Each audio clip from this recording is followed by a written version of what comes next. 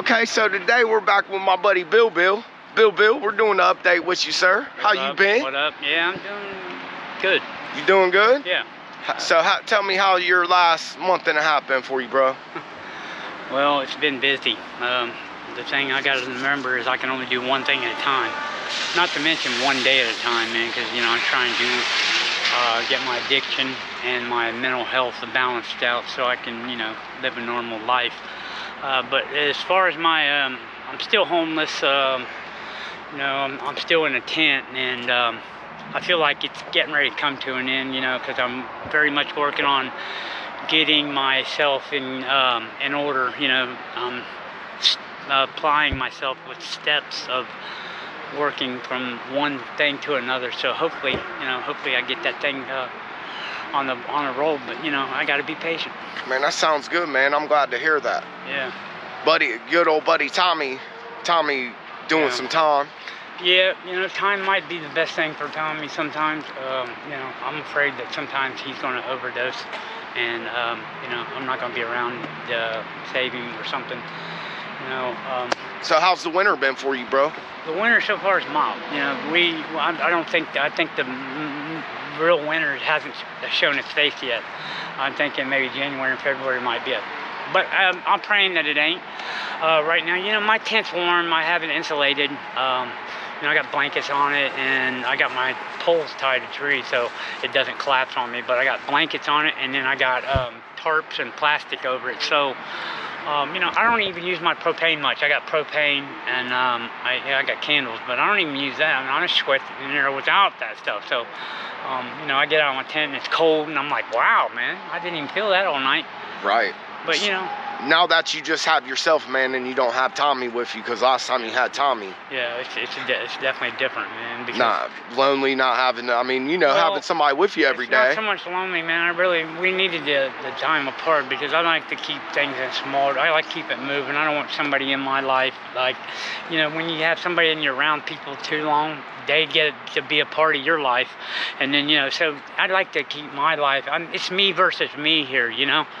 And for you people that's watching this and stuff like that, you know, I am really taking it one day at a time here, and I'm really praying to God of my understanding of whatever it is for you guys, that, you know, the strength and courage and wisdom that I get through this, and definitely I want a place of my own, and that's what I'm working on. And I'm being very humble right now. That's what really keeps me going, is my humility. I mean, I really am humble. But at the same time, man, I'm making sure that I go forward. I'm not taking any steps backwards, man, because when I get a bedroom, I haven't had a bedroom in so long, I'm going to have a nice TV, I'm going to have a nice bedroom. So that's a goal I'm working on, and, you know, hopefully I get out of this tent soon. I got me my new glasses, my prescription glasses. You got some new duds, man. Yeah, man, I mean, I dress... I look fresh. I look fresh. Yeah. Nobody would even tell I'm living in a tent. Right. But let me tell you something. It's a choice. You don't have to look like a bum to, you know. Bill got some swagger, don't Bill? Bill ain't gonna be out here. And I'm not afraid to tell you that I'm in a tent either. Right. I tell my kids that even, and I tell my kids for this fact. I tell them that I lived it, so they don't have to. So I say, make the right choices, and you won't have to. And I don't, you know, I'm not in their ear all the time, but I do tell them, you know, just make the right choices, because, you know, that'll decide on how your life's gonna turn out. When's the first time you ever had to deal with being homeless, Bill? First time, you know what? I've been, so my addiction has made me see the homelessness. I would say, now I'm going to go ahead and give you round numbers, probably pretty close to it. I would say probably about maybe six to 8 years. I mean, you know, give or take. Is this something you get used to living like, man? Have you been, I mean, every shelter here, you know, every shelter, but the problem is they steal. I mean, I had all my clothes stolen from, you know, so the shelters can be worse than, I mean, you know, I'm in a tent, right. Nobody can tell me, you know, nobody's bothered me in my tent, man, and that's because I don't bother nobody, and, you know, I stay to myself, so.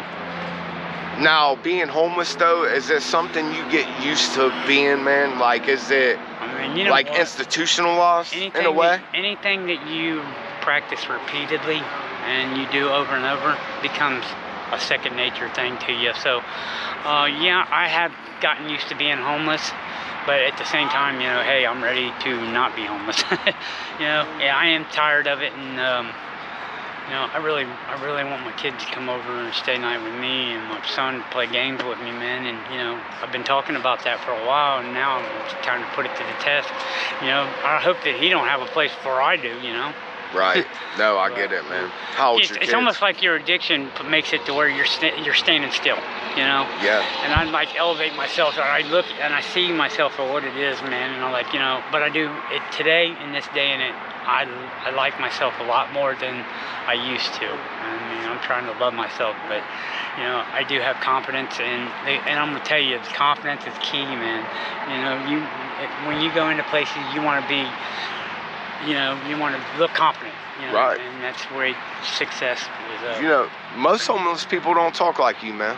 That's why I know you're gonna make it, bro. I know, man. I appreciate it. I think you're right there, man. I see it. I hope so, and I hope that a lot of people, when I pray, I do pray for my sick and suffering addict that's out there. I hope that they find peace, and you know, and my homelessness also stems, like, my dad is still alive, but he lives far away, and he's just got out of the heart hospital, so God is definitely helping him.